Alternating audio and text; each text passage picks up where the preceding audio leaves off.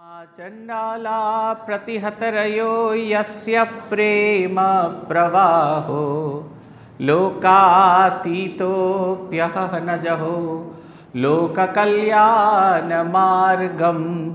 त्रैलोक्येऽप्यप्रतिममहिमा जानकी प्राणबन्धो भक्त्या ज्ञानमृतवरवपु सीतयायो हि रामः स्तब्धीकृत्य प्रलयकलितं वाहवोत्थं महान्तं हित्वा रात्रिं प्रकृतिसहजाम् अन्धतामिस्त्रमिश्रं गीतं शान्तं मधुरमपि यः सिंहनादं जगर्ज सोऽयं जातप्रथितपुरुषो रामकृष्णस्त्विदानीं जय जय रामकृष्णो वाञ्छकल्पतरु जय जय भगवान् जगतेर गुरु जय जय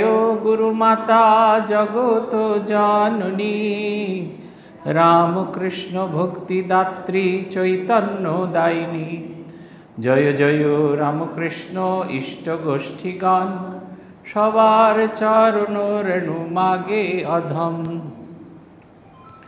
श्री भगवानेर अशेष कृपाय आबार आमरा समवेत हয়েছি श्री श्री रामकृष्ण पुथी থেকে पाठ एवं आलोचना करबार उद्देश्ये।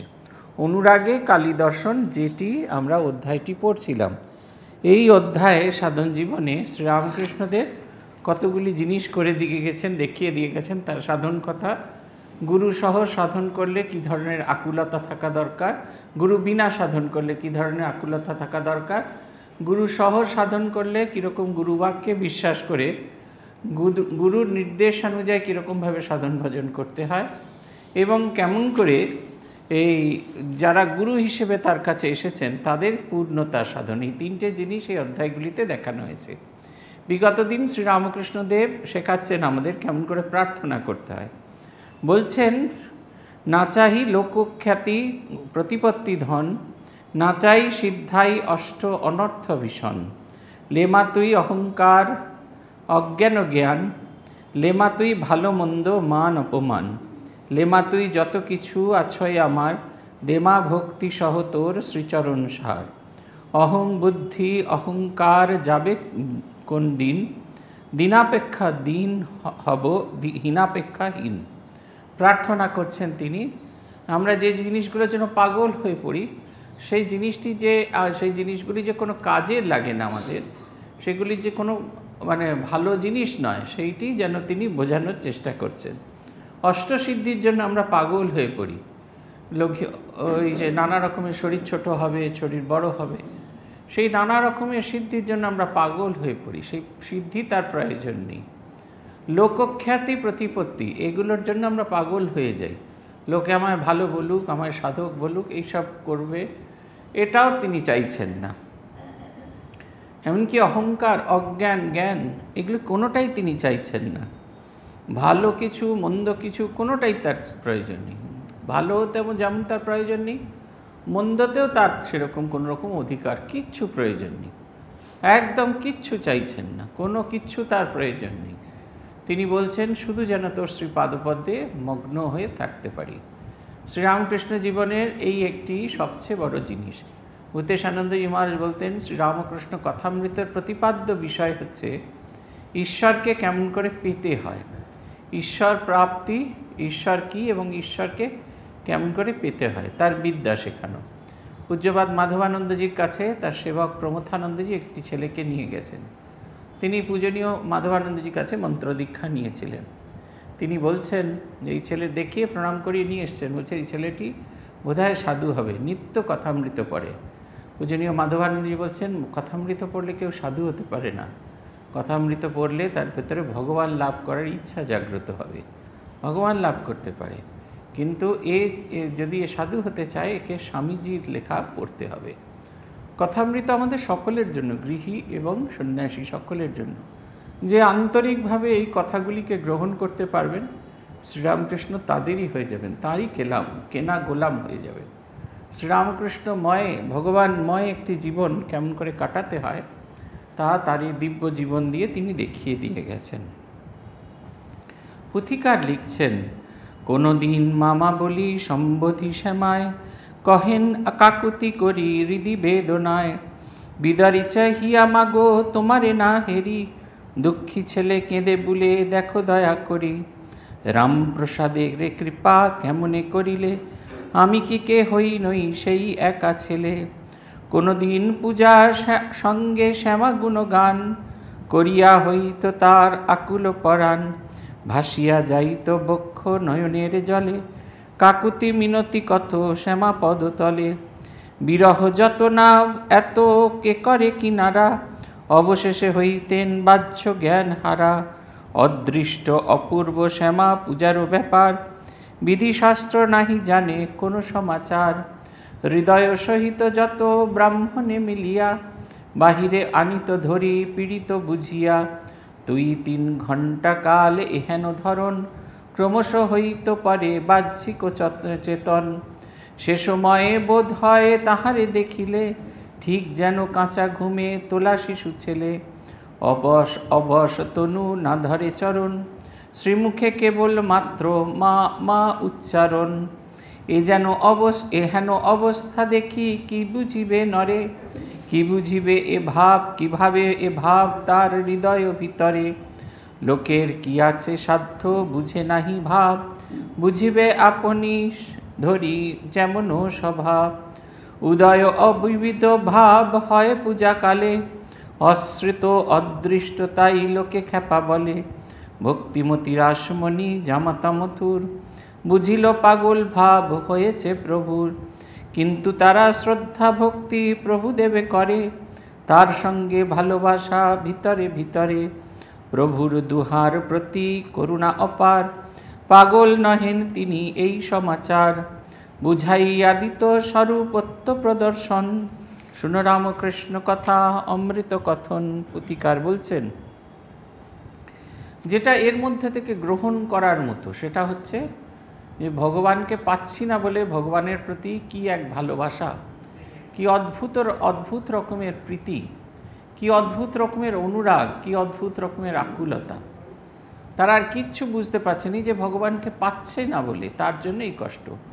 আর আমরা সব কিছু পেয়েও ভগবানকে পাওয়ার চেষ্টাও করছি না, এতে আমাদের কোনো দুঃখ নেই। এটা হচ্ছে আমাদের মেজর ফারাক শ্রীরামকৃষ্ণের সঙ্গে। তিনি শ্রীরামকৃষ্ণ তার জীবন দিয়ে দেখিয়ে দিয়েছেন কতখানি অনুরাগ লাগবে। এই জগৎ সংসারের সব কিছু তার কাছে মিথ্যা হয়ে গেছে।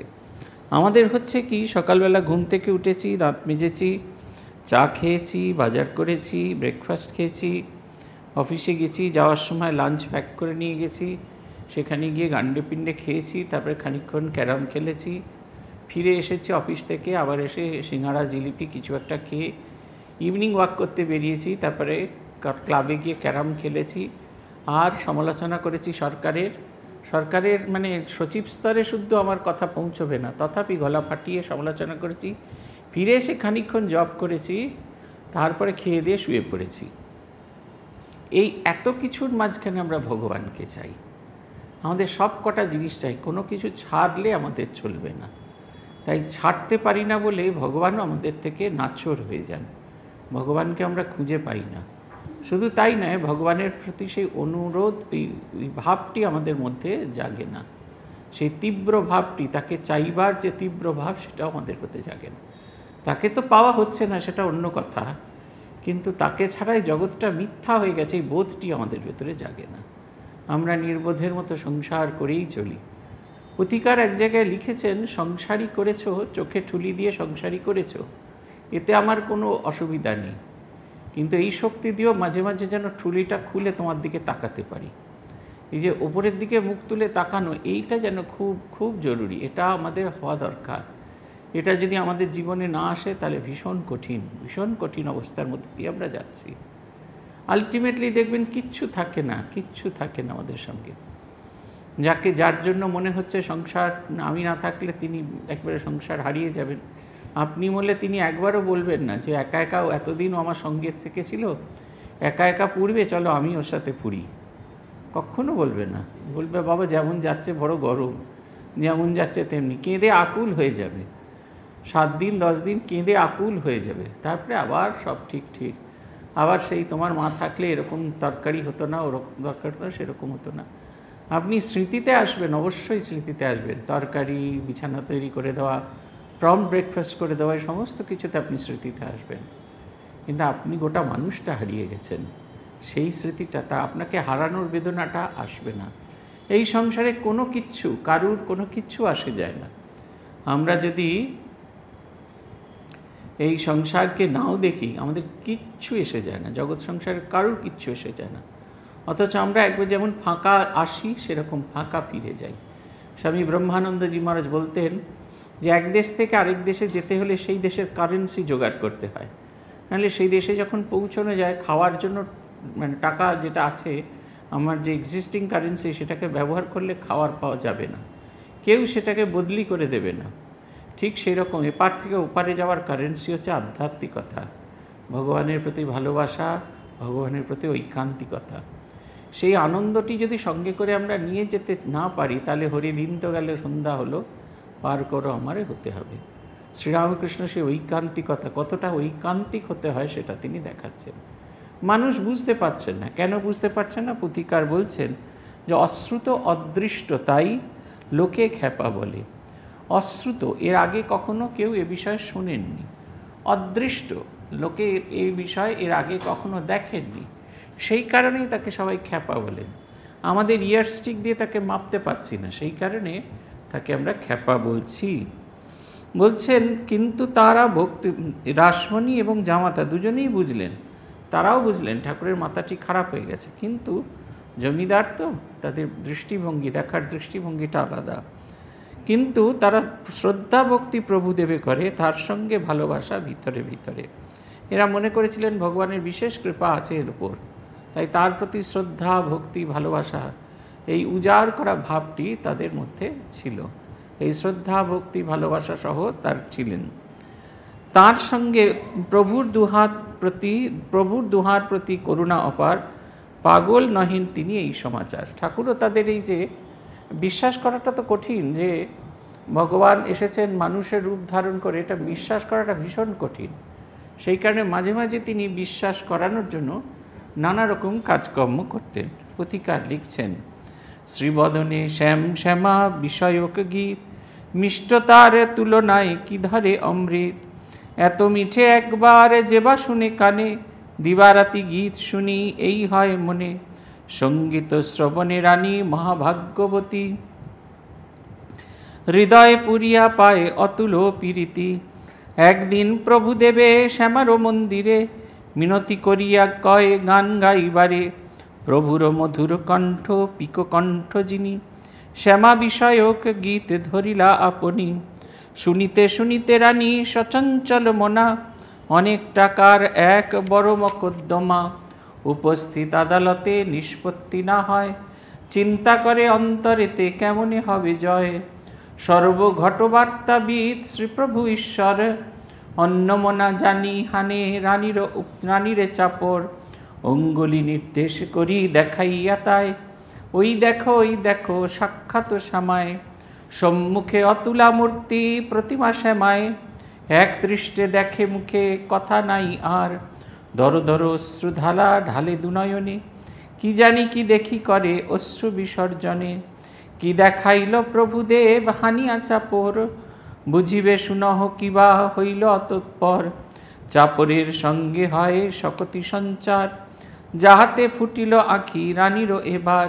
হৃদিগত ভাব কভু নাহি থাকে চাপা, ব্রহ্মদূর বুঝে প্রভুদেব নহে খ্যাপা। পুরীর ভিতরে যত অপর ব্রাহ্মণ, প্রভুদেবে দেশে হিংসা করে বিলক্ষণ। রানীরে হানিতে চর বিলোকন করি, অন্তরে যতেক প্রভু দেশি খুশি ভারী। রানীরে চাপর হানা সোজা কথা নয়, বড় বড় জমিদারে যারে করে ভয়। হুকুম জাহির যার কোম্পানির ঘরে, প্রতাপে বলদে বাঘে সঙ্গে পান করে। চাপড়ে হয়েছে হানা সেনানির গায়ে, ব্রাহ্মণেরা সব জানে সাজা দিবে তাই। এ ঘরের উল্টা চাবি জানে না কারণ, চাল কলা করিল ভি কলির ব্রাহ্মণ। ঠাকুর ভারী গান ভালো গাইতেন। ঠাকুরের গান গাইবার কতগুলো সূত্র ছিল, তার মধ্যে একটা সূত্র রামলাল দাদার স্মৃতিকথা থেকে পাওয়া যায়। তিনি বলতেন, যখন যে দেবতার উদ্দেশ্যে গান গাইবে, কল্পনা করবে তুমি তোমার চোখের সামনে বসিয়ে রেখেছ এবং তিনি জীবন্ত জাগ্রত হয়ে তোমার গান শুনছেন, এই ভাবটি নিয়ে গান গাইতে হবে। তাহলে গানের মধ্যে প্রাণ সঞ্চার হবে। আমরা যেমন আমাদের প্রিয়জনদের জন্য গান গাই, তখন আমরা তাঁর প্রীতি উৎপাদন করার জন্য গান গাই। আমাদের আর অন্য কোনো কিছু মনে পড়ে না, আর আমাদের অন্য কোনো কিছু ভাবনাতেও আসে না। ঠিক সেই রকম এটা শ্রীরামকৃষ্ণদেবের আদেশ ছিল রামলাল দাদার প্রতি।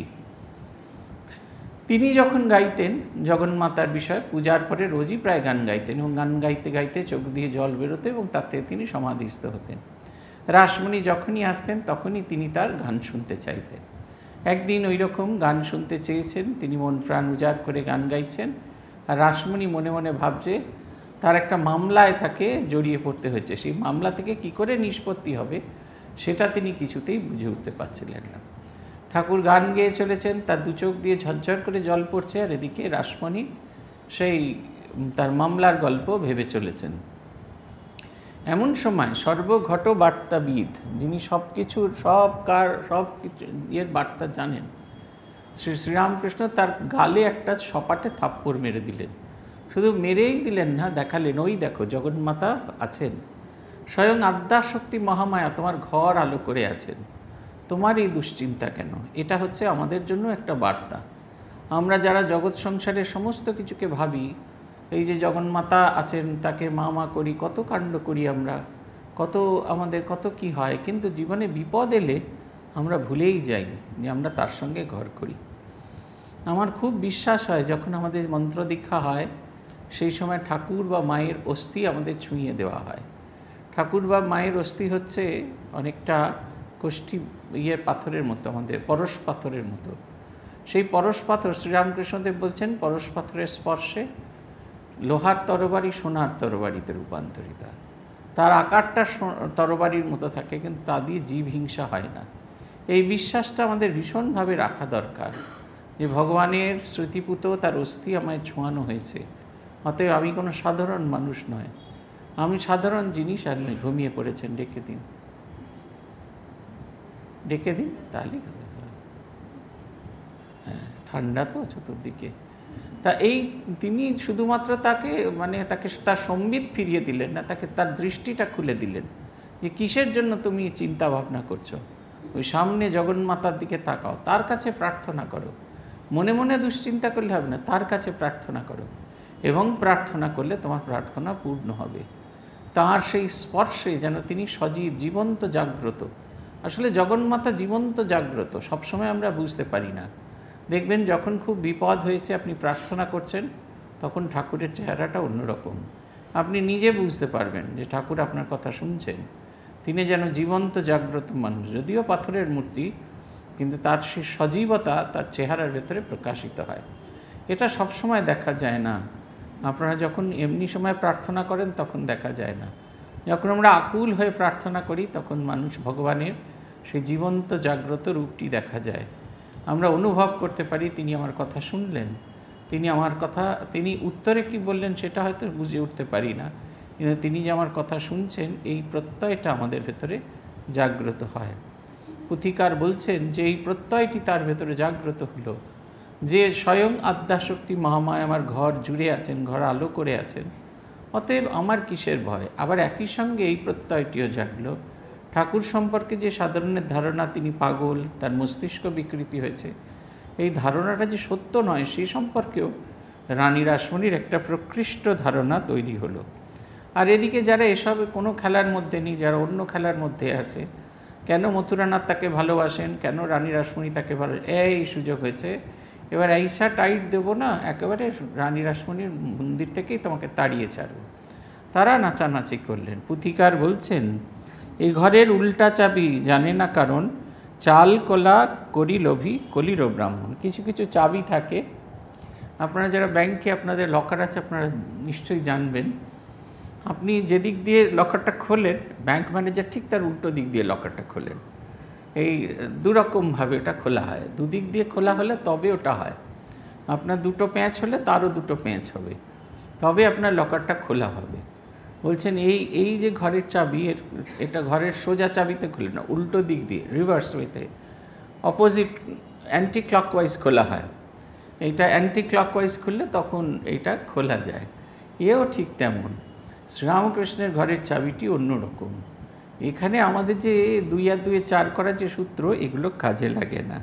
পুথিকার লিখছেন, লীলা কথা শ্রীপ্রভুর শ্রবণমঙ্গল, শ্রীমথুরে বুঝাবারে করিলা কৌশল।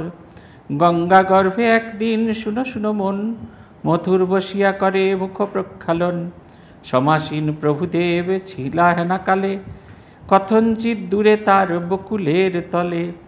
বালক স্বভাব প্রভু সরলাতিশয়, লোকে জানে যাহে বলে করেন প্রত্যয়। মাথার বিকরি কথা রটে সর্বজনে, তাই চিন্তাকুল প্রভু বসিয়া নির্জনে। মথুরা দেখিয়া মনে হইল তাহার, ধনবান শ্রীমথুর বড় জমিদার। অনেক সম্পত্তি ধন টাকা করি ঘরে, বলিলে যদ্যপি কোনো সদুপায় করে। মনে মনে উঠে কথা, কথায় না ফুটায়, হঠাৎ কেমন ভাব হইল তাঁর ঘটে। নিকটে পতিত ঢিল তুলে একখানি, মথুর মথুর বলে ছুড়িলা অমনি। ঢিল খেয়ে চম্বিত হইয়া পাছু চায়, বকুলের তলে প্রভু দেখিবারে পায়। দুঃখিত অন্তর ভাব মলিন বদন, মথুর বুঝিল ঠিক পাগল লক্ষণ। বারবার নিরীক্ষণ করি পরমেশে, যথার্থ শ্রীপ্রভুদেব তার সন্নিকটে। দীনতায় ভাব পরিপূর্ণ শ্রীবদন, বলিলা মথুরে আমি দরিদ্র ব্রাহ্মণ। সবে কয়ে হইয়াছে মাথারও বিকার, যদি তুমি করো সদুপায় চিকিৎসায়। কথায় কথায় ঈশ্বরীয় উত্থাপন, এক মনে শ্রীমথুর করেন শ্রবণ। শ্রীপ্রভুর মহাবাক্যে শক্তি এত ধরে, অটল অচল ভেদ হয় তার জোরে। তা আঁতে আঁতে গাথা কথা মথুরের প্রাণে, মন্ত্রমুগ্ধ সর্পসম দাঁড়াইয়া শুনে। অবাক হইয়া কয়ে প্রভু পদতলে, এমন আপনি কিসে লোকে খ্যাপা বলে।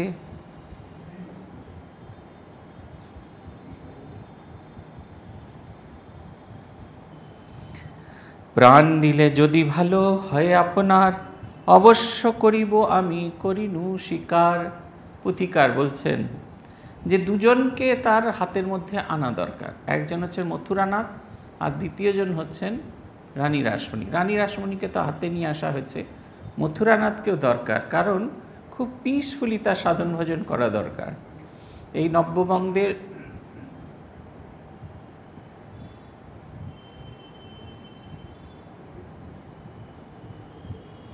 হয়েছে, পেছন দিকে কথা শেষ হয়েছে। হ্যাঁ, আমি দেখেছি, আমাকে দেখাতে হবে। কি মশাই, কথা শেষ হয়েছে? আর কিছু কথা নেই তো? বলি আমি, বলছে নব্যবঙ্গের শক্তিপীঠ এইটা স্থাপন করতে চলেছেন। তার স্থাপনের জন্য খুব শান্তিপূর্ণভাবে এই যে যা কিছু সাধন ভজন এগুলো করা দরকার। আগামী দিনের মানুষ যারা আসবে তারা তো সেই আধ্যাত্মিক প্রভাবে প্রভাবিত হয়ে নতুন নিজেদের জীবনে নতুন আলো খুঁজে পাবেন।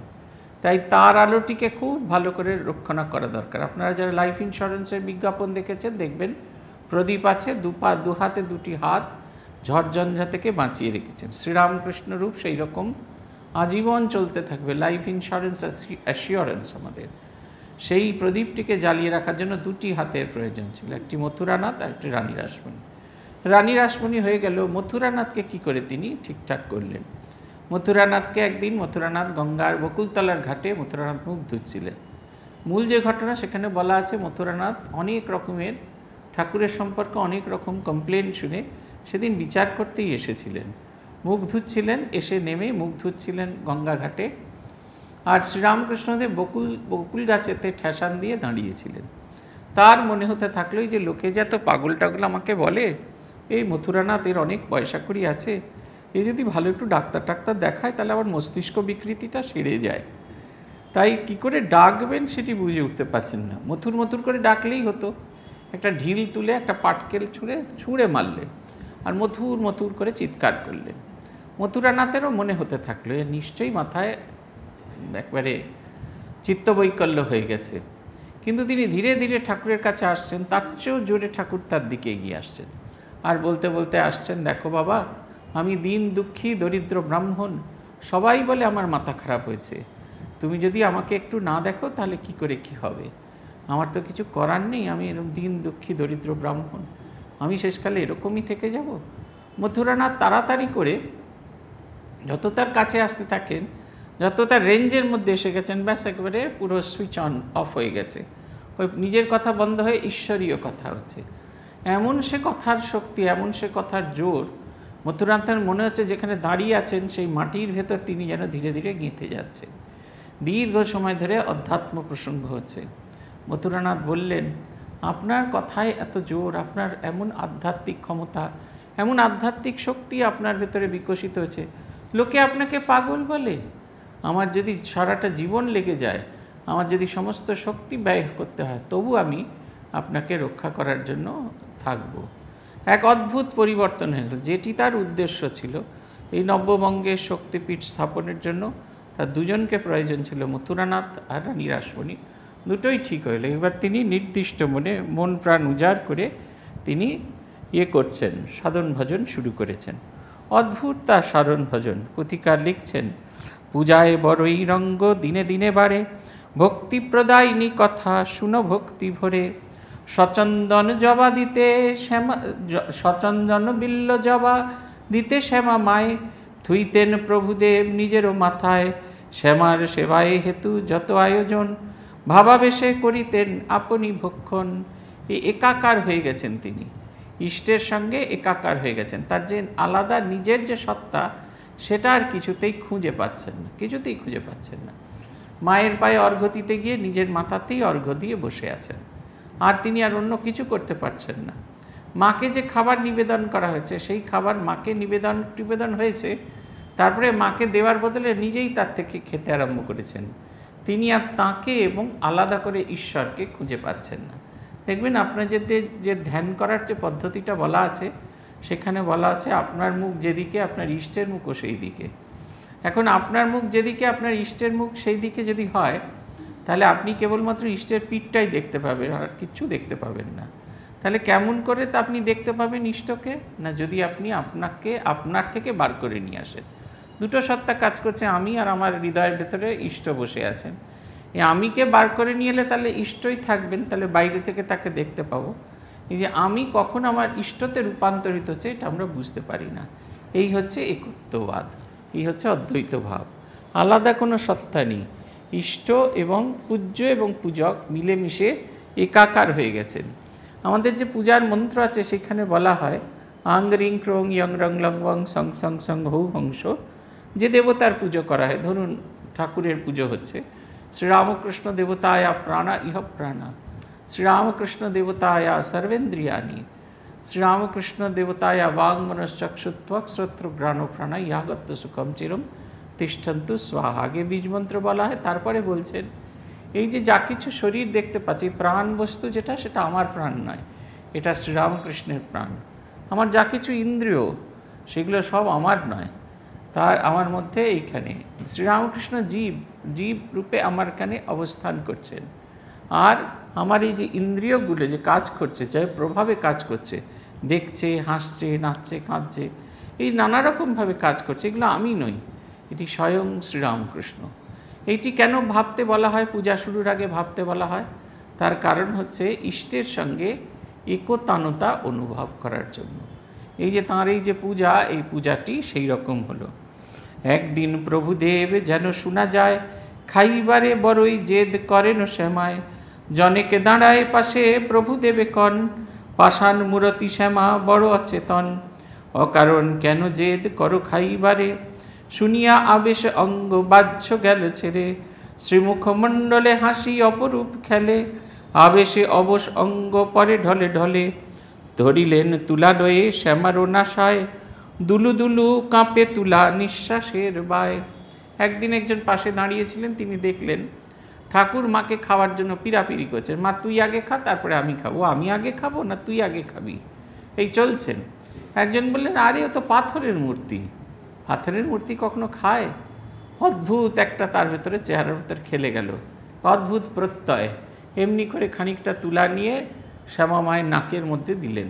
দেখছেন ধীরে ধীরে ধীরে ধীরে মানুষের নিঃশ্বাস যেরকম এখানে রাখলে সেটা দোলে, সেই রকম জগন্মাতা নিঃশ্বাসে যেন সেটা দুলছে। পাথরের প্রতিমা ভক্তি সেবায় ভালোবেসে আবেশে জীবন্ত প্রতিমায় রূপান্তরিত হয়ে গেছে।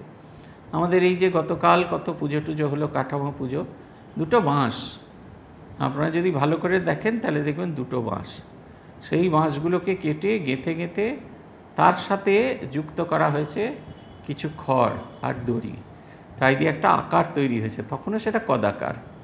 তারপরে তাতে একটুখানি মাটি লাগানো হয়েছে, তখনও সেটা কদাকার। সেটা শুকিয়ে গেলে আবার দেমটে করা হয়েছে, তখন সেটা একটু কদাকার নয়, আকার আর কি। তারপরে তাতে ওই কাপড় ছিঁড়ে তারপরে মাটিতে ডুবিয়ে সেই চামড়া তৈরি করা হয়েছে, যেরকম আমাদের নরম পেলব চামড়া হয় সেরকম। তারপরে আস্তে আস্তে মুখ লাগানো হয়েছে, মুখটা আলাদা করে তৈরি করা হয়েছে, লাগিয়ে এমন সুন্দর করে জুড়ে দেবে। আগে মনে হয় কাঠির মাথায় আলুর দম বসিয়েছে, আমরা বলতাম আজ ঠাকুরের কাঠির মাথায় আলুর দম বসবে। সেই কাঠি, এরকম একটা কাঠি বেরিয়ে থাকতো ছোটোবেলায়, বাড়িতে যখন ঠাকুর তৈরি হওয়া দেখতাম তখন বলতাম ওই কাঠির মাথায় আলুর দম। স্কুল থেকে ফিরে এসে দেখলাম আলুর দম লেগে গেছে এবং জুড়েও গেছে, কি সুন্দর করে জুড়ে দেওয়া হয়েছে। তারপরে একটু একটু একটু করে মাটির প্রতিমা ধীরে ধীরে দেবীতে রূপান্তরিত হতেন। যেদিন গর্জন তেল মাখা হতো সেদিন আমাদের কী আনন্দ। আজ বোধহয় ঠিক ঠিক মহিষাসুরের সঙ্গে যুদ্ধ হয়েছে, মাথায় ঘেমে নিয়ে একসা হয়ে গেছে। মহিষাসুরের বেশি সবুজ রং তো বেশি চকচক করতো, মহিষাসুরের বেশি ঘাম বেরিয়েছে, মায়ের অতটা ঘাম বেরোয়নি, দেবতারা বোধহয় হাওয়া করেছিলেন। শিশু মনে কত কী কল্পনা ছিল, কিন্তু প্রত্যেকটি ছিল জীবন্ত জাগ্রত। প্রতিমার যখন পুজো হতো সপ্তমীতে একরকম দেখতে লাগতো, অষ্টমীতে একরকম, নবমীতে একরকম, দশমীর দিন থেকে মনে হতো প্রতিমাও কাঁদছেন আমরাও কাঁদছি। আমাদের সকলের, আমরা দুই শিশু এবং প্রতিমা মিলেমিশে একাকার। শ্রীরামকৃষ্ণকে অনুভব করতে হলে এই শিশু সুলভ মনটি থাকা দরকার। শ্রীরামকৃষ্ণকে অনুভব করতে গেলে এই শিশু সুলভ মনটি না থাকলে আমরা কিছুতেই তাকে অনুভব করতে পারবো না। তাই বলছেন যে সেই ছোট্ট শিশুর মতো তিনি তাকে বলছেন তুই খা মা, আমি খাবো, এই সব রকম হচ্ছে। তারপরে বলছেন সম্মুখে সাজানো ভোজ্য বিবিধ রকম, হাতে করি দিতে ভোজ্য বদনে শ্যামার, হাতে করি দিতে ভোজ্য বদনে শ্যামার, ভোজ্য সাহ হাত আসি পরিমুখে তাই, শ্যামার নৈবেদ্য কভু ভাবেরও বিহলে, সহস্ত তুলিয়া দেন খাইতে বিড়ালে, কখনো কখনো ভাবে বিভর হইয়ে, নিবেদন নৈবেদ্যের নিবেদন পূজা না করিয়ে, কখনো আবেশ ভরে কহে নফু করি, রোষ রোষ খাবি আগে নিবেদন করি, কখনো কখনো মৃদু হাস্য সহকারে, ওমা তুই আগে খাগো আমি খাবো পরে, কখনো সেবার পরে শ্যামা গুণগান, ভাবেতে বিভোর নাহি হই বাহ্যিক জ্ঞান। বলছেন যে কখনো কখনো খাওয়া দাওয়া নিবেদন করে, বলতেন অদ্ভুত সব লীলা চলতো। কখনো তিনি ঠাকুরকে বলতে দাঁড়া দাঁড়া রোষ রোষ আগে নিবেদন করে দিই, হিং টিং মন্ত্র পড়ে দিই তারপরে তুই খাবি। আবার কখনো তিনি নিবেদন না করেই খাবার দিয়ে দিতেন। আবার কখনো তিনি যাচ্ছিলেন মন্দিরের ভেতরে, বেড়াল তাকে খেতে দিতেন। এই সর্বভূতে সেই প্রেমময়, এই যে আমরা কবিতা পড়ি এগুলো যে লিভিং ডেমনস্ট্রেশন, এইগুলো তিনি সবার ভেতরে সেই জগন্মাতাকে দেখতে পাচ্ছেন। মা বলছেন না ব্রহ্মজ্ঞান হলে কি আর হয়, তখন সে দেখে আমার মাঝে যিনি দুলে বাগদির মধ্যেও তিনি, ওই ছোট্ট বিড়ালের মধ্যেও জগন্মাতার আবেশ তিনি অনুভব করতে পারছেন। তাই জগন্মাতার নিমিত্ত সমস্ত খাবার তাকে দিতে পারছেন।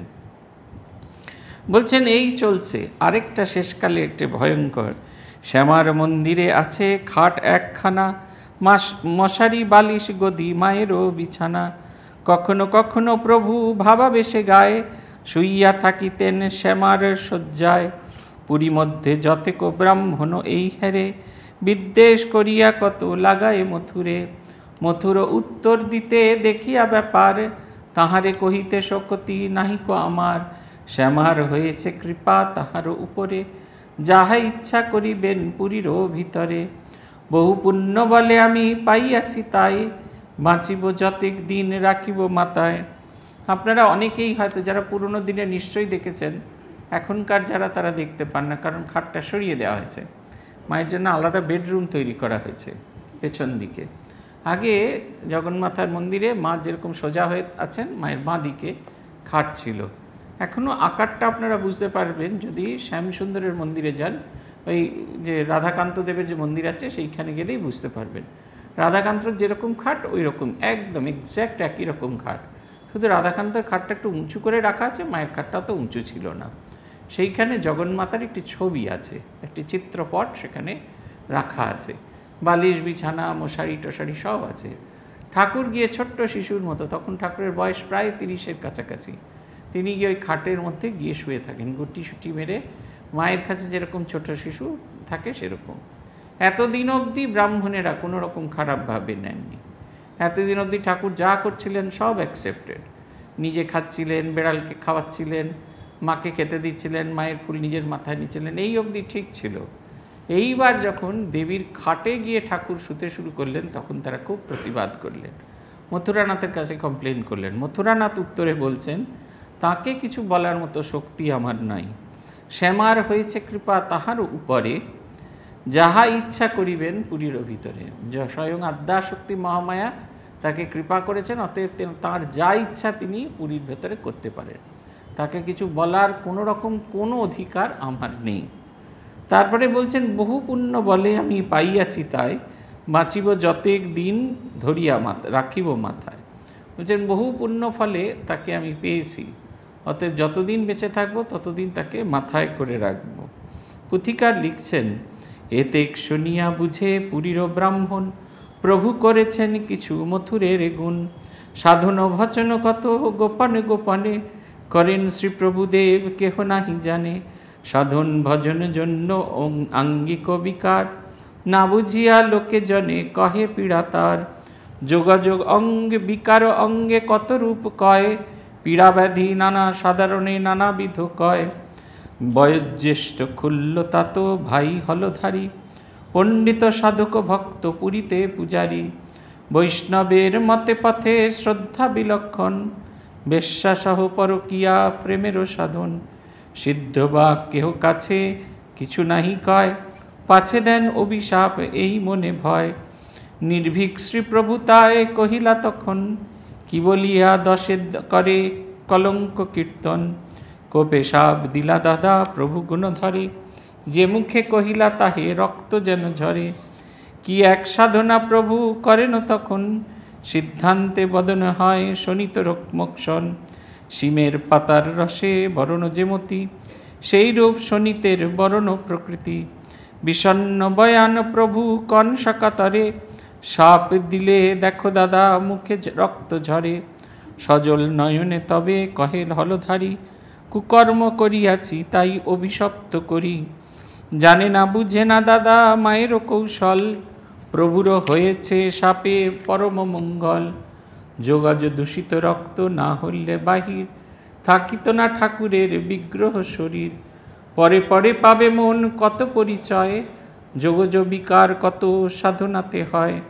পুথিকার বলছেন, আমরা যদি শ্রীরামকৃষ্ণের জীবনটাকে খুব ভালো করে দেখি তাহলে দেখবেন একবারে ওয়েল স্ক্রিপ্টেড, আগে থেকে লেখা, একবারে আগে থেকে সব কিছু ঠিকঠাক করা আছে, এটার পর এটা হবে, ওটার পর সেটা হবে, সেটার পর ওটা হবে, একদম শুধু পাত্রপাত্রী বদলে যাচ্ছে, কিন্তু সবটাই একবারে আগে থেকে সব কিছু ঠিকঠাক করা রয়েছে। শ্রীরামকৃষ্ণদেব বলছেন যে তাঁর এই মথুরের কথায় ব্রাহ্মণেরা বুঝে গেল যে তাদের কমপ্লেনে আর কিছু হবে না, তখন তারা অন্য গতি ধারণ করলেন। সেই সময় দক্ষিণেশ্বরে গোবিন্দ মন্দিরে পূজা করতেন তার দাদা হলধারী, তার খুড়তুতো ভাই, খুড়তুতো দাদা হলধারী, তিনি পুজো করতেন। খুব পণ্ডিত মানুষ ছিলেন, বৈষ্ণব শাস্ত্রে তার বিশেষ শ্রদ্ধা ছিল, এবং তিনি পরকীয়া ওই যেরকম মধুরভাবে সাধন হয় সেই রকম স্ত্রী শক্তি নিয়ে করতেন। সাধারণত কারুর ঘরের স্ত্রী তো ওইভাবে সাধন ভজন করবেন না, তাই পতিতাদের সঙ্গে করে নিয়ে করতেন। সাধারণ মানুষ এটা ভালো চোখে দেখত না। কেন বলতে পারতো না তাকে? তার সাধন ভজনের ফলে তার বাকসিদ্ধি এসেছিল। এটা কিন্তু খুব ভয়ানক জিনিস, জানেন তো? যদি খুব ভালো করে সাধন ভজন করা যায়, সিদ্ধ বাক আসবেই আপনার ভেতরে। সিদ্ধি আসবে। অতএব মানুষকে যখন কিছু বলবেন বা তার অকল্যাণ কিছু ভাবনা চিন্তা করবেন, তার আগে 100 বার ভাববেন। কেন আপনারা তো প্রত্যেকে সাধক, সাধনার ফলে কিছু কিছু শক্তি আপনার হয়েছে, অন্যের যেন অকল্যাণ না হয় আপনার কথা থেকে। এইটা কথা বলবার সময় খুব ভালো করে ভাবনা চিন্তা করতে হবে। আমরা সিদ্ধবাক সাধু দেখেছি, মহারাজদের তো দেখেছি। পূজনীয় নির্বাণানন্দজি মহারাজের কথা আছে, নির্বাণজি যা বলতেন সেটা সত্য হয়ে যেত। এমন এমন ঘটনা, পূজনীয় গহনানন্দজি মহারাজ তখন সহকারী সাধারণ সম্পাদক, তিনি গিয়েছেন সূর্যি মহারাজের সঙ্গে দেখা করতে। নির্বাণানন্দজির কাছে তিনি জয়েন করতে এসেছিলেন ভুবনেশ্বরে, অতএব তাকে তিনি সেইভাবেই চেনেন। কিন্তু সূর্যি মহারাজকে দেখেই তিনি উঠে দাঁড়িয়ে, সূর্যি মহারাজ গহনানন্দজিকে দেখেই উঠে দাঁড়িয়ে পড়েছেন। তার সেবকরা বলছে, মহারাজ উনি নরেশ মহারাজ, উনি তো আপনার কাছে জয়েন করেছেন, আপনি ওকে দেখে উঠে দাঁড়াচ্ছেন কেন? উনি বললেন, আমি কি ওকে দেখে উঠে দাঁড়াচ্ছি? ওর ভেতরে যে গুরু শক্তি আছে সেটাকে দেখে উঠে দাঁড়াচ্ছি। কত বছর আগেকার কথা, 82-83 সালের কথা। তখনও ঠিক হয়নি গগনানন্দজি কোনো দিন মন্ত্র দীক্ষা দেবেন, কোনো দিন ভাইস প্রেসিডেন্ট হবেন, কোনো দিন গুরু হবেন, এটার কোনো ঠিকই ছিল না।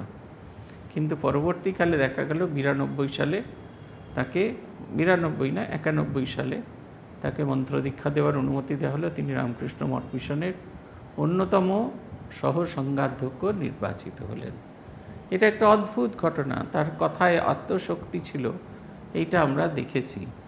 বহু মানুষকে দেখেছি, উৎসাহিত করতে দেখেছি। অদ্ভুত চোখ, আপনারা যদি পুরনো ভক্তরা অনেকেই আছেন, আমার যেটা সবচেয়ে বেশি মনে পড়ে সেটা হচ্ছে তার চোখ দুটো, তার টর্চ লাইটের মতো এমনি করে তাকিয়ে থাকতেন।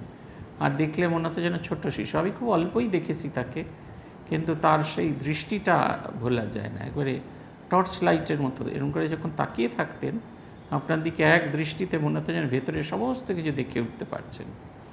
এই সিদ্ধবাক চ্যানেল হলদারির সঙ্গে ফারাক হচ্ছে, তিনি যখন তখন অভিশাপ দিয়ে ফেলতেন, এবং যেহেতু সিদ্ধবাক ছিলেন তাই তার অভিশাপ ফলে যেত। এই ভয়ে মানুষজন তার খারাপ কথাও ভালো করে বলতো না। ঠাকুরের তো সব কিছু নেই, তার কল্যাণ কামনা করছেন। তিনি যা কিছু করেন, সে নরেনকেও যদি বকছেন, রামদত্তকে বকেছিলেন। রামদত্ত বলেছিলেন, এই আপনার কাছে এসেছি মনে মনে আশা যে আপনি আমায় কিছু একটা করে দেবেন, কিন্তু তাই যদি না করে দিলেন তাহলে আপনার কাছে এলুম কী করতে? বলে, দেখো রাম, আমি কারুর খাইও না, কারুর পড়িও না। তোমার যদি আমার কাছে আসতে না ইচ্ছা, কিছু পাবে বলে যদি এসে থাকো এবং সেটা যদি না পাও, তাতে আমার কিছু এসে যায় না। তুমি আসতেও পারো, নাও আসতে পারো, তুমি না এলেও আমার কিছু করার নেই। রামদত্তের ভেতর ভীষণ কষ্ট হতে থাকলো। রামদত্ত ঘরের বাইরে সমস্ত রাত্রি বসে থাকলেন। তিনি কাঁদছেন, আওয়াজ করে কাঁদতে পারছেন না, কারণ ঘরের ভেতরে ঠাকুর ঘুমোচ্ছেন। তিনি কাঁদছেন, তার বিরহে সমস্ত তার যে কষ্ট পাওয়া, তাতে যেন প্রকৃতি কষ্ট পেতে আরম্ভ করেছেন। পাতার মর্মর ধ্বনি থেমে গেছে, গঙ্গা হুড়হুড় করে বইছে না, বায়ু জোরে বইছে না, সবাই যেন তার বিরহে কষ্ট পাচ্ছে। এমন সময় মধ্যরাত্রে শ্রীরামকৃষ্ণ ঘরের দরজা খুলে বেরিয়ে এলেন এবং রামদত্তকে আশীর্বাদ করলেন, তাকে কৃপা করলেন। এই যে প্রত্যেকটি বেদনার ভেতরে একটা করে একটা আনন্দ পরে আসে, সেইটা দেখি। এইখানেও তাই, তিনি তার কল্যাণকামী। তিনি বললেন, লোকে কি বলে জানো তো তুমি এরকম। তিনি একটা কি বিষয় নিয়ে ঠাকুরকে বলতে গেছিলেন, ঠাকুর উত্তরে তাকে এই কথাটি বললেন। ভীষণ রেগে গেলেন, আমি তো দাদা, আমার তুই সমালোচনা করিস, তোর যে মুখ দিয়ে বলেছিস সেই মুখ দিয়ে তোর রক্ত ঝরবে। অবশেষে যখন তিনি বেদান্ত সাধন করছেন, যখন উচ্চ চিন্তা উচ্চ ভাবনা করেছেন, মস্তিষ্কে রক্তক্ষরণ হয়েছিল, সেই রক্ত মুখ দিয়ে বেরিয়ে গেল। সেই রক্ত যদি জমা থাকতো তাহলে ঠাকুরকে আজকে আমরা পেতাম না। পুথিকার বলছেন, শ্রীরামকৃষ্ণ জীবনের সমস্ত ঘটনা আগে থেকে লেখা আছে, আগে থেকে বলা আছে। অতএব আমরা যেন ভুলে না যাই যে শ্রীরামকৃষ্ণদেব আমাদের জন্য আগে থেকে সমস্ত কিছু তৈরি করে রেখেছেন। আমাদের যে কাজটা সেটা শুধু তার অনুসরণ করে যাওয়া।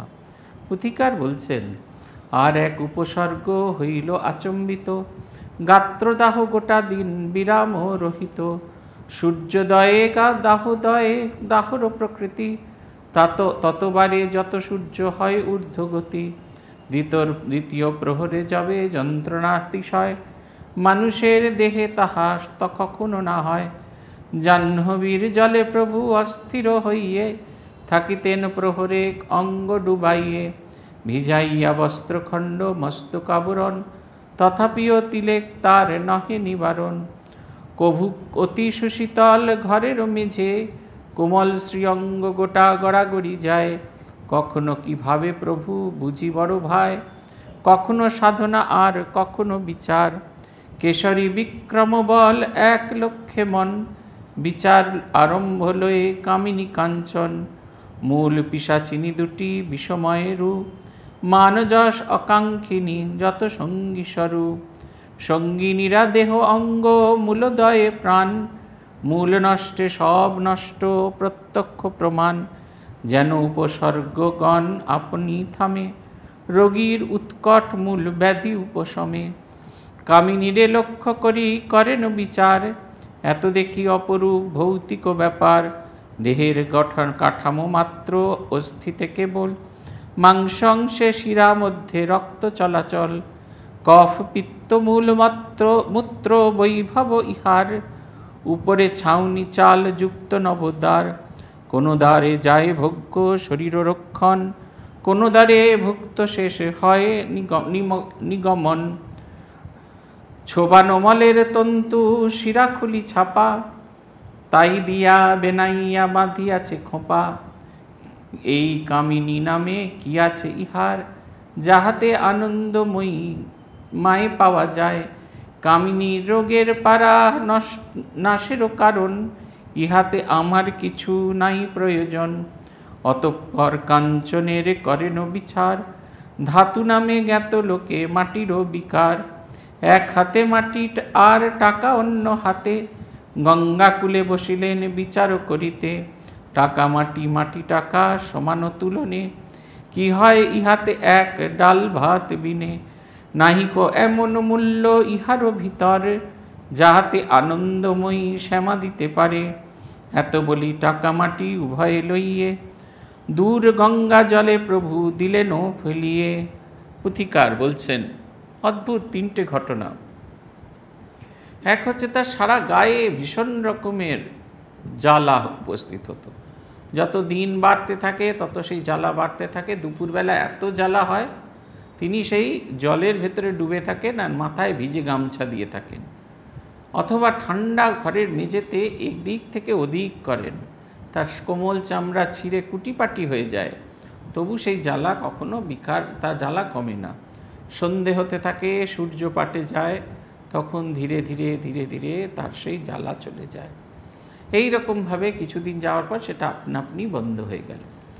একদিন তিনি বিচার করতে বসলেন, এই যে আমরা সুন্দর শরীর, তার প্রতি আমাদের এত আকর্ষণ, আদতেই শরীরের ভিতর কি আছে? বলছে আদতে আছে হাড়ের খাঁচা, সেটার উপর মাংস, আর তার ভেতর দিয়ে রক্ত শিরানালী বইছে, আর সেটা একটা চামড়া দিয়ে মোড়া, তার 9টি দ্বার, কোনো দ্বারে খাওয়া চলছে, কোনো দ্বারে নির্গমন চলছে। বলছেন এই হচ্ছে শরীর, যেটা একটা সময় একটু পৃথিবীতে আসে, ধীরে ধীরে বর্ধিত হয়, তারপরে একটা সময় উল্টো গতি প্রাপ্ত হয়ে নাশও প্রাপ্ত হয়। যে জিনিস স্থায়ী নয়, সেই জিনিসের প্রতি এত আকর্ষণ কেন আমার থাকবে? দ্বিতীয় বলছেন, এই যে কাঞ্চন, যেটি আমাকে কিছু দ্রব্য প্রাপ্ত করে দিতে পারে, কিন্তু সেটা কখনোই ভগবান লাভ করাতে পারে না। অতএব মাটির যা মূল্য, মাটি যেমন মূল্যহীন, ঠিক সেই রকম কাঞ্চনও মূল্যহীন। তাই গঙ্গা জলে টাকা মাটি, মাটি টাকা, এই বিচার করে তিনি গঙ্গা বক্ষে সেটি নিক্ষেপ করে দিলেন। পুথিকার বলছেন, পুরী মধ্যে রহে যারা শুনিয়া বারতা, সঠিক বুঝিল সবে ঘোর উন্মত্ততা। বিশেষিত শ্রীপ্রভুর দাদা হল ধারী, শাস্ত্রপাঠী বিবেচক সাধক আচারী। হৃদয়ে কহিন কথা বিষণ্ণ বদনে, সদাই তো থাকো তুমি গদাইয়ের শনে। বুঝাইয়া দিতে তারে করহ বিহিত, জলে ফেলে দেওয়া টাকা লক্ষ্মী ছাড়া রীত। বিবাহিত নহে আর একাকী এখন, ছেলে পুলে পিছে আছে লালন পালন। দাদার সঙ্গেতে রঙ্গ হয় বহুতর, পশ্চাতে পাইবে মন যতেক খবর। ঠাকুর যখন নিজে এই টাকা এবং মাটি গঙ্গা জলে নিক্ষেপ করে দিয়েছিলেন, তখন নিজের মনেই হয়েছিল, তাহলে কি লক্ষ্মী ছাড়া হলাম? এই লক্ষ্মী ছাড়া হওয়াটা অনেকটা, ঠাকুর একটা শব্দ ব্যবহার করেছিলেন, পাটোয়ারি, একটা তিনি একটা ফন্দি, এটা একটা কাজ করছেন, এই রকম ভাবটা। তিনি বললেন, আমি মাকে বললাম, মা তুমি হৃদয়ে থাকো, খুব ইম্পর্টেন্ট, ঠাকুরের কথা তো, প্রত্যেকটি কথার যেন একটা একটা করে ওজন আছে। হৃদয়ে লক্ষ্মী হওয়া দরকার, হৃদয়টি শ্রীময় হওয়া দরকার। হৃদয় যদি শ্রীময় যদি না হয়, আমরা যদি চরিত্র সম্পদে সম্পদশালী না হই, তাহলে কিছুতেই আমাদের এই জগৎ সংসারে কিছু হবে না। আমার ব্যাংক অ্যাকাউন্টে 1 কোটি টাকা থাকতে পারে, এটা কোনো অসুবিধা নেই, কিন্তু আমি যদি চরিত্রবান না হই, সেই টাকাটার কোনো ভ্যালু থাকে না। বাড়ির কাজের লোক সেও আমাকে মানবে না। অতএব আমাদের হৃদয়টি শ্রীমণ্ডিত, গুণান্বিত হওয়া দরকার। ঠাকুর তাই যখন টাকা মাটি ফেলে দিলেন, বললেন ওটি তো গেল, কাঞ্চন তো আমি ত্যাগ করলাম, একই সঙ্গে আমার মনটা যেন সোনার মতো হয়ে ওঠে। মা দুর্গার ঠিক ডান দিকে যে মূর্তিটাকে, সেটির লক্ষ্মী, আমরা ভাবি ধনের দেবী। মায়ের অন্য নাম হচ্ছে শ্রী, লক্ষ্মীর অন্য নাম হচ্ছে শ্রী। এই শ্রী অর্থের হচ্ছে চরিত্র সম্পদ। আমাদের জীবনের এই কতগুলো গুণ দরকার, যেটা মা দুর্গার এই পার্শ্বদের মধ্যে দিয়ে প্রকাশিত হয়। লক্ষ্মী হলেন শ্রীয়ের প্রতি, গণেশ হলেন বিঘ্ন বিনাশক। আমাদের জীবনে যত বিঘ্ন আছে সেগুলোকে ফোর্সফুলি সরিয়ে এগিয়ে যেতে হবে। যদি আমরা ফোর্সফুলি সরিয়ে না যেতে পারি, তাহলে খুব মুশকিল। বাইপাস করে কখনো কোনো সমস্যার হয় না। ওই কারণে দেখবেন হাতি কখনো বাইপাস করে না, সে সোজা পথে চলে। আমি তো হাতির দেশে থাকি, হাতি একদিক দিয়ে ঢুকবে, ঢুকবার সময় লাথি মেরে একদিকে দেওয়াল ভেঙে দেবে, তারপরে গোটা আশ্রম ঘুরে সে তার নির্দিষ্ট গতিতে যাবে, সেইখানে আবার যে দেওয়াল আছে সেটাকে ভেঙে দিয়ে বেরিয়ে যাবে। সে ফিরেও তাকায় না, দেওয়াল ভাঙিতে কী সমস্যা হলে, কিচ্ছু ভাবে না সে। ওই একমুখী গতি হওয়া দরকার। কার্তিক হচ্ছেন একমুখিতা, ওই যে তুনিরে যে বানটা আছে, ওয়ান পয়েন্টেডনেস, আর শৌর্য বীর্যের প্রতীক, আর আত্মজ্ঞানের প্রতীক হলেন মা সরস্বতী। আর এই সমস্তগুলো নিয়ে যিনি, যখন মানুষ বিভোর হয়ে থাকে, তখন দেখবেন দেবী দুর্গার মাথায় একটি মূর্তি থাকে, একটি শিব ঠাকুরের ছবি থাকে চালচিত্রের মধ্যে, ঠিক দেবীর মুকুটের ওপরে থাকে। তিনি তম্বুরা বাজিয়ে গান গাইছেন। সেই মানুষ যে দেবীর এই লীলাকে অনুভব করতে পারেন, তিনি ওই বিভোর হয়ে জগন্মাতার বন্দনায় রত থাকেন। এদিকে ব্রাহ্মণেরা তারা খুব দুঃখ করতে থাকলো। শ্রীরামকৃষ্ণ তার একা নয়, হৃদয় রামকে হলধারী বোঝাতে থাকো, কি বোঝাও, ও সংসারী লোক, ছেলেপুলেদের বিয়ে দিতে হবে। লক্ষ্মী যদি ত্যাগ করে, তাহলে মা লক্ষ্মী আর তার ওদিকে কৃপা করবে না। এই ঘটনা হৃদয় রামের কাছ থেকে শুনে ঠাকুর খুব রেগে গেলেন। বললেন, শালা, এই তুই ব্রহ্মসত্য জগৎ মিথ্যা করে বেড়াস, আর তুই ভাবছিস আমার ছেলেপুলে হবে, আবার সেই ছেলেপুলের বিবাহ হবে, আর সেই ছেলেপুলের বিবাহতে তুই যাবি। তিনি একেবারে সেই চেলা কাঠ নিয়ে তাড়া করলেন ঠাকুরের। হলধারীর সাথে খুব সুন্দর সম্পর্ক। হলধারীকে নিয়ে একটা অধ্যায়ের অংশ আছে, আমরা পড়ব কীরকমভাবে হলধারীর এই মুহূর্তে বিশ্বাস হচ্ছে, অবিশ্বাস হচ্ছে, আবার পরমুহূর্তে শ্রীরামকৃষ্ণের প্রতি বিশ্বাস হচ্ছে। এক অদ্ভুত গল্প।